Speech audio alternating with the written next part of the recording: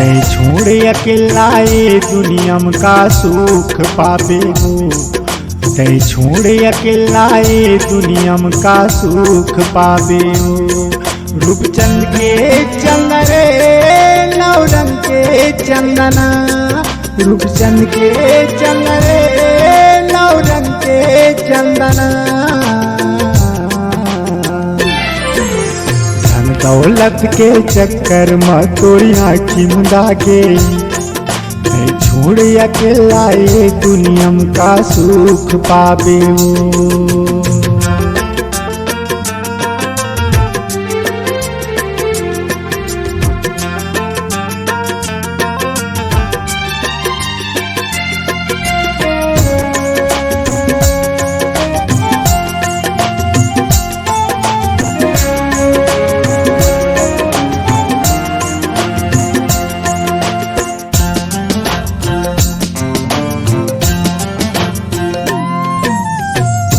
जनौ निर्मोही होके दगा दे मोर मायाला। का जनौ निर्मोही होके दगा दे मोर मायाला। एकर से पिला जहर दे देते का भोग क्यों तोर सजाला।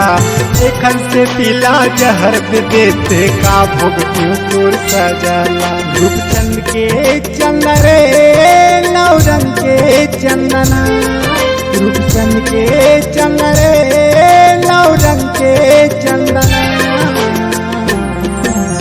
धन दौलत के चक्कर में तोरी आँखी मुंदा के छोड़ अकेला ये दुनिया का सुख पावे हो।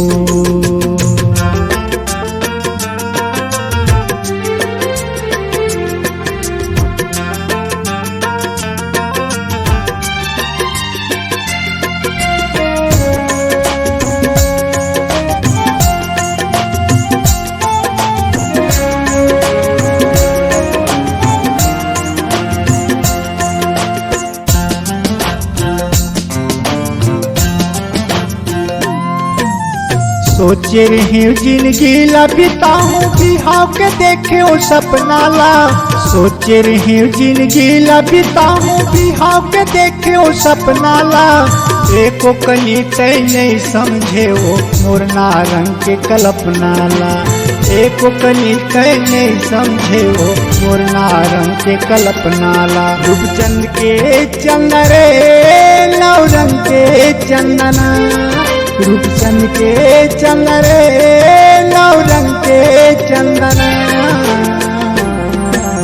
धन दौलत के चक्कर में तोरी आँखी मुंदा के छोड़ अकेला ये दुनिया का सुख पावे हो।